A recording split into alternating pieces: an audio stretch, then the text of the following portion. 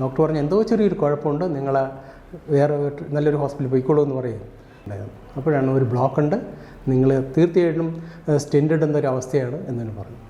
ഞാൻ ഒരാഴ്ച കഴിഞ്ഞപ്പോൾ തന്നെ ഞാൻ ഇത് വെയിറ്റ് ചെയ്തില്ല, സ്റ്റെൻഡ് ഇടുകയും ചെയ്തു. കറക്റ്റ് 6 വർഷം തികയുന്നതിന് മുമ്പാണ് വീണ്ടും എനിക്ക് അതേപോലെ തന്നെയുള്ള സിംറ്റം തോന്നിയത്.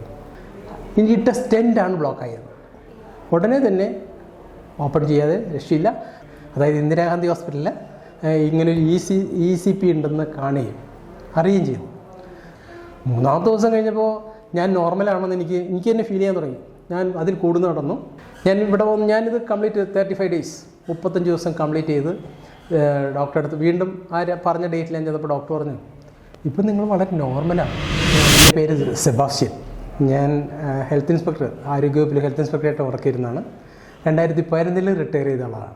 ആ റിട്ടയർ ചെയ്യുന്നതിന് 1 വർഷം മുമ്പാണ് വാസ്തവത്തിൽ എനിക്ക് ഒരു ചെറിയ ശ്വാസം മുട്ട് പോലെ അനുഭവപ്പെടുകയും ഞാൻ ഡോക്ടറെ കാണുകയും എനിക്ക് പരിചയമുള്ള കുറേ ഡോക്ടർമാരുണ്ട് കാണുകയും ഡോക്ടർ പറഞ്ഞു എന്തോ ചെറിയൊരു കുഴപ്പമുണ്ട്, നിങ്ങൾ വേറെ നല്ലൊരു ഹോസ്പിറ്റലിൽ പോയിക്കോളൂ എന്ന് പറയും. എനിക്ക് പരിചയമുള്ള ഒരു ഹോസ്പിറ്റലിലാണ്, ഒരു മേജർ ഹോസ്പിറ്റലിൽ ഞാൻ പോവുകയും ചെയ്തു. ഹോസ്പിറ്റലിൽ ഏതായാലും ആൻജിയോഗ്രാം ചെയ്തു ഞാൻ എൻ്റെ CD എടുത്ത് കൊണ്ടുവരികയും ചെയ്തിട്ടുണ്ടായിരുന്നു. അപ്പോഴാണ് ഒരു ബ്ലോക്ക് ഉണ്ട്, നിങ്ങൾ തീർച്ചയായിട്ടും സ്റ്റെൻഡ് ഇടുന്ന ഒരു അവസ്ഥയാണ് എന്നു പറഞ്ഞു. പക്ഷേ അന്ന് തന്നെ ഞാനിത് തന്നെ എൻ്റെ പരിചയമുള്ള ഡോക്ടർമാരായതുകൊണ്ട് ഞാൻ ചോദിക്കുകയും ചെയ്തു. പക്ഷേ ഡോക്ടർ പറഞ്ഞു ഞാനായിരുന്നെങ്കിൽ തീർച്ചയായിട്ടും അന്ന് തന്നെ സ്റ്റെൻഡ് ഇടുമായിരുന്നു. നിങ്ങൾ അന്ന് ഇപ്പോൾ ഏതായാലും നിങ്ങൾ സ്റ്റെൻഡ് ഇടാതെ പറ്റില്ല, സ്റ്റെൻഡ് ഇട്ടോളൂ എന്ന് പറയുകയും ഞാൻ ഒരാഴ്ച കഴിഞ്ഞപ്പോൾ തന്നെ ഞാൻ ഇത് വെയിറ്റ് ചെയ്തില്ല, സ്റ്റെൻഡ് ഇടുകയും ചെയ്തു. ആ സ്റ്റെൻഡ് ഇട്ട് ഞാൻ എൻ്റെ നോർമൽ അവസ്ഥയിലേക്ക് എത്തി. തുടർന്നുകൊണ്ടിരുന്നത് കറക്റ്റ് 6 വർഷം തികയുന്നതിന് മുമ്പാണ് വീണ്ടും എനിക്ക് അതേപോലെ തന്നെയുള്ള സിംറ്റം തോന്നിയത്. ആ സിംറ്റം തോന്നി ഞാൻ ഉടനെ തന്നെ നമ്മുടെ ഡോക്ടർമാരെ കാണുന്നു. റൊട്ടീൻ, ഞാനൊരു ഹെൽത്ത് പേഴ്സൺ ആയതുകൊണ്ട് എല്ലാം ചെക്കപ്പ് നടത്തുന്ന ഒരാളായതുകൊണ്ട് ഞാൻ പോയിരുന്നു, കാണുന്നു. പക്ഷേ എനിക്ക് ഒറിജിനലി ടെസ്റ്റ് ചെയ്യുമ്പോൾ ECG നോർമലാണ്, BP ഇല്ല, കൊളസ്ട്രോൾ ഇല്ല, അന്ന് ഷുഗർ ലെവലും ബൗണ്ടറിയിലാണ്, ഒന്നും അധികം കുഴപ്പമില്ല, ഇതെല്ലാം നോർമലാണ്. അപ്പോൾ അവർ ഈ ഡോക്ടർ തന്നെ പറയും അവസാനം ടെസ്റ്റ് ചെയ്ത് ഞാൻ TMT എടുത്തിട്ട് പോലും ഞാൻ TMTയിൽ നോർമലാണ്. ഷട്ടിൽ കളിക്കുന്ന ഒരാളായതുകൊണ്ട് ഞാൻ TMT ഒക്കെ നോർമലാണ്. പക്ഷേ അന്ന് ചെയ്തപ്പോൾ ഞാൻ TMT ചെയ്തപ്പോൾ കുറച്ച് കഴിയുമ്പോൾ എനിക്കൊന്ന് ശ്വാസം എടുക്കാനെത്താൻ അവസാനം. അപ്പോൾ ഡോക്ടർ പറഞ്ഞു നമുക്ക് ECG അല്ല, നിങ്ങൾ ഒന്നും കൂടി നമുക്ക് ഇത് നോക്കാം, ആൻജിയോഗ്രാം ചെയ്ത് നോക്കാം. ആൻജിയോഗ്രാം ചെയ്തിട്ട് എന്തെങ്കിലും കുഴപ്പമുണ്ടെങ്കിൽ അപ്പോൾ തന്നെ നമുക്കൊരു ആൻജിയോപ്ലാസ്റ്റി കൂടി ചെയ്യാമെന്ന് പറഞ്ഞു. ഞാൻ സമ്മതിച്ചു, ഞങ്ങൾ ചെയ്യാനായിട്ട് തീരുമാനിച്ചു. ചെയ്തു നോക്കിയപ്പോൾ അതിൽ ആൻജിയോഗ്രാമിലെ എനിക്ക് ഇട്ട സ്റ്റെൻഡാണ് ബ്ലോക്കായത്. ആ സ്റ്റെൻഡ് ബ്ലോക്കായ സ്ഥിതിക്ക് ഡോക്ടർ പറഞ്ഞു ശരിയല്ല, നിങ്ങൾ മേജർ ഓപ്പൺ ചെയ്യണം, അല്ലാതെ രക്ഷയില്ല. ഞാൻ വീണ്ടും പല ഡോക്ടർമാരെയും എനിക്ക് ബന്ധമുള്ള പല ഡോക്ടർമാരെയും ഞാൻ കൺസൾട്ട് ചെയ്തു. സെക്കൻഡ് ഒപ്പീനിയൻ, തേർഡ് ഒപ്പീനിയൻ ഒക്കെ എടുത്തു. ഡോക്ടർ പറഞ്ഞു ഡോക്ടേഴ്സൊക്കെ പറഞ്ഞു സ്റ്റെൻഡ് ബ്ലോക്കായ സ്ഥിതിക്ക് ഒരു രക്ഷയില്ല, നിങ്ങൾ ഉടനെ തന്നെ ഓപ്പൺ ചെയ്യാതെ രക്ഷയില്ല.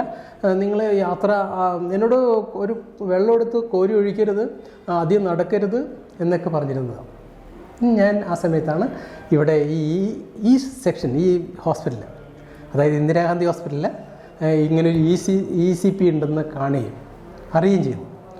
ഞാനിവിടെ വന്നു. എൻ്റെ മകനാണ് എന്നെ കാറിലാണ് ആദ്യം കൊണ്ടുപോകുന്നത്. എൻ്റെ ആ കാറിൽ കൊണ്ടുവന്ന് ഞങ്ങളിവിടെ വെയിറ്റ് ചെയ്ത് ഇവിടെ താമസിച്ചാണ് 4 ദിവസം ECP എടുത്തത്.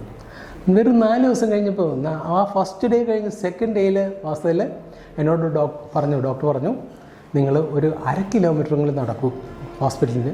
ഞാൻ ഹോസ്പിറ്റലിൽ അന്ന് വൈകുന്നേരം 1/2 കിലോമീറ്റർ, ഞാൻ 1 കിലോമീറ്റർ നടന്നു. പിറ്റേ ദിവസം ഒരു 2 കിലോമീറ്ററോളം ഞാൻ നടന്നു. കൂടെ ഇവിടെ ഉണ്ടായിരുന്നു കേട്ടോ, എൻ്റെ മകനുണ്ടായിരുന്നു. 3-ാമത്തെ ദിവസം കഴിഞ്ഞപ്പോൾ ഞാൻ നോർമലാണെന്ന് എനിക്ക് തന്നെ ഫീൽ ചെയ്യാൻ തുടങ്ങി. ഞാൻ അതിൽ കൂടുന്നു നടന്നു. 4-ാമത്തെ ദിവസം ഡിസ്ചാർജ് ചെയ്ത് വീട്ടിൽ പോയി. പക്ഷേ വീണ്ടും 4 ദിവസം വരെ എൻ്റെ മകനാണ് ഇവിടെ കൊണ്ടുവന്ന് ചെയ്തു. അത് കഴിഞ്ഞിട്ട് മോൻ വർക്ക് ചെയ്യുന്ന ഒരാളാണ്, അവൻ പോയി. അടുത്ത 4 ദിവസം ഞാൻ വന്നത് യൂബർ വിളിച്ചാണ്. ഒന്നിച്ച് ഞങ്ങൾ ഒരുമിച്ചാണ് വന്നത്. അതിനുശേഷം ഞാൻ എല്ലാവരെയും വിട്ടു. ബസ്സിനായി യാത്ര ചെയ്ത് അപ്പോഴും ഞാൻ വേറെ ഈ ഡോക്ടറെ കാണുന്നുണ്ടായിരുന്നു. ആ ഡോക്ടർ പറഞ്ഞു എന്നോട് ഇപ്പോൾ ആൾറെഡി പറഞ്ഞിരുന്നല്ലോ 2 ആഴ്ച കഴിയുമ്പോൾ ചെയ്യണമെന്ന് പറഞ്ഞ ടൈം പറഞ്ഞിട്ടുള്ളതാണല്ലോ. അതുകൊണ്ട് ഞാൻ കൊണ്ടുകൊണ്ടിരുന്നു. അപ്പോൾ ഡോക്ടർ പറഞ്ഞു നമുക്കൊരു പണിയാം, ഇപ്പോൾ വലിയ കുഴപ്പം കാണുന്നില്ല. ഞാനിത് ചെയ്യുന്നതെന്ന് ഞാൻ പറഞ്ഞിട്ടുണ്ടായിരുന്നില്ല ഡോക്ടറോട്, ഞാൻ പറഞ്ഞില്ല. ഒരു പണി ചെയ്യൂ, നിങ്ങളൊരു 2 മാസം കഴിഞ്ഞിട്ട് ഇങ്ങോട്ട് വരാൻ പറഞ്ഞു. നമുക്ക് 2 മാസം കഴിഞ്ഞിട്ട് എന്ത് വേണമെന്ന് തീരുമാനിക്കാമെന്ന് പറഞ്ഞു. ഞാൻ ഇവിടെ വന്ന് ഞാനിത് കംപ്ലീറ്റ് 35 ഡേയ്സ് 35 ദിവസം കംപ്ലീറ്റ് ചെയ്ത് ഡോക്ടറെ അടുത്ത് വീണ്ടും പറഞ്ഞ ഡേറ്റിൽ ഞാൻ ചെന്നപ്പോൾ ഡോക്ടർ പറഞ്ഞു ഇപ്പം നിങ്ങൾ വളരെ നോർമലാണ്, ഒരു പണി ചെയ്തോളൂ, നിങ്ങളൊരു 6 മാസം കഴിഞ്ഞിട്ട് വരാൻ പറഞ്ഞു. ഞാൻ 6 മാസം കഴിഞ്ഞിട്ട് വീണ്ടും ഡോക്ടറെ കാണുന്നു. ഞാൻ അന്ന് മുതൽ ഷട്ടിൽ കളിക്കാൻ തുടങ്ങി. ഞാൻ അവിടുത്തെ ഡോക്ടറിനും പറഞ്ഞു ഞാൻ ഷട്ടിൽ കളിക്കുന്നുണ്ട്, ഞാൻ യാത്ര ചെയ്യുന്നുണ്ട്, എല്ലാം ചെയ്യുന്നുണ്ട്, ഇങ്ങനെ യാത്ര ചെയ്യുന്നു, ഒരു കുഴപ്പമില്ല, എനിക്ക് തോന്നുന്നില്ല. അപ്പോൾ ഡോക്ടർ പറഞ്ഞു, ആ ഡോക്ടർ പറഞ്ഞു 6 മാസം കഴിഞ്ഞിട്ട് എന്നോട് പറഞ്ഞു ഇനി തൊട്ട് 1 വർഷം കഴിയുമ്പോൾ വന്നാൽ മതി എന്ന് പറഞ്ഞു. ഈ ഓരോ വർഷവും ഞാൻ 10 ദിവസം കൂടുമ്പോൾ 10 ദിവസം ഞാൻ വീണ്ടും ഓരോ വർഷത്തിൽ 10 ദിവസം വെച്ച് ഞാൻ ചെയ്തിരുന്നു. ബൂസ്റ്ററായിട്ട് ചെയ്യുന്നത് നല്ലതാണെന്ന് അതിൽ കാണിച്ചിട്ടുണ്ടായിരുന്നു. അതുകൊണ്ട് ഏതായാലും നമ്മൾ എൻ്റെ ഹാർട്ടിനെ ഒന്ന് ഉത്തേജിപ്പിച്ചെടുക്കുന്നത് നല്ലതാണല്ലോ. അതുമല്ല ഷട്ടിലൊക്കെ കളിക്കുമ്പോൾ എനിക്ക് ഇന്നേവരെ പിന്നെ തോന്നിയിട്ടില്ല കേട്ടോ, ഒരു പ്രശ്നം ഇതുവരെ തോന്നിയിട്ടില്ല. ഞാൻ തുടർച്ചയായിട്ട് എല്ലാ കാര്യങ്ങളും ചെയ്യുന്നുണ്ട്. അതുമല്ല ഞങ്ങൾ തിരുവനന്തപുരത്തൊക്കെ ഞാനൊരു സംഘടന പ്രവർത്തനമായതുകൊണ്ട്, ഒരു പെൻഷനറിൻ്റെ സംഘടന പ്രവർത്തനം ഉള്ളതുകൊണ്ട് ഞാൻ സംസ്ഥാന സമ്മേളനങ്ങൾ എവിടെ കാസർഗോഡാണെങ്കിലും തിരുവനന്തപുരത്താണെങ്കിലും എല്ലായിടത്തും പോകുന്ന ആളാണ്. ഇപ്പോൾ ധാരണകൾ നടത്തുന്ന തിരുവനന്തപുരത്ത് ജെയ്യും വിളിച്ച് നടത്തുന്ന ഒരാളാണ്, അങ്ങനെയൊക്കെ നടക്കുന്ന ഒരാളാണ്, എല്ലാത്തിനും പോകുന്ന ഒരാളാണ്. അപ്പോൾ അതുകൊണ്ട് തന്നെ എനിക്ക് തോന്നിയത് ഈ ECP എന്നെ മറ്റൊരു അവസ്ഥയിലേക്ക് എത്തിക്കാനായിട്ട്, അതായത് ഞാനൊരു അലോപ്പതിയിൽ വർക്ക് ചെയ്തിരുന്ന ഒരാളാണെങ്കിൽ പോലും ആ അലോപ്പതിയിൽ ഇത്തരം ട്രീറ്റ്മെൻറ്റുകൾ ഉണ്ടെന്ന് ജനത്തെ മനസ്സിലാക്കി കൊടുപ്പിക്കണം എന്നുള്ള ഒറ്റ ആഗ്രഹം കൊണ്ട് ഞങ്ങളുടെ നടക്കുന്ന കോൺഫറൻസുകളിൽ ഞാൻ ഇത്രയും കാര്യങ്ങൾ എല്ലാവരോടും പറയാറുണ്ട്. അതുകൊണ്ട് തന്നെ കുറേ പേര് എൻ്റെ സുഹൃത്തുക്കളിവിടെ വന്നിട്ടുണ്ട്. അവരെയൊക്കെ ഞാൻ ഡയറക്റ്റ് ചെയ്തിട്ടുണ്ട്, സാറിനെ പരിചയപ്പെടുത്തി കൊടുക്കും. ഇവിടുത്തെയുള്ള ആൻ്റണി സാറാണ്, അദ്ദേഹത്തിന് ഞാൻ പരിചയപ്പെടുത്തി കൊടുക്കാറുണ്ടായിരുന്നു.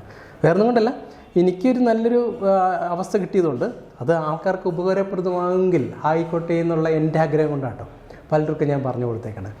അതായത് എനിക്ക് കിട്ടിയ ആ ഗുണം ഇവിടുത്തെ സാമ്പത്തികമായിട്ട് പിന്നോക്കാവസ്ഥയുള്ള ആൾക്കാർക്ക് പോലും ചെയ്യുന്ന ഹാർട്ട് ഓപ്പറേഷൻ ചെയ്യുന്നൊരവസ്ഥയിലേക്ക് എത്തിക്കാതെ അവരെങ്കിലും ഈ വഴിയിലേക്ക്, അതായത് നല്ലൊരു വഴിയിലേക്ക്, അതായത് നമ്മുടെ ദൈവം തന്നിരിക്കുന്ന ആ ബൈപ്പാസുകളെ വീണ്ടും ഉത്തേജിപ്പിക്കാവുന്ന ഈ ട്രീറ്റ്മെൻറ്റിലേക്ക് വരുത്തിയാണെങ്കിൽ നല്ലതാണ്. ECP എന്ന അത് എനിക്കുണ്ടായ മാറ്റത്തെക്കുറിച്ച് ഞാൻ വീണ്ടും കിട്ടുന്ന അവസരങ്ങളിൽ ഞാൻ എൻ്റെ സമൂഹത്തോട് പറയും.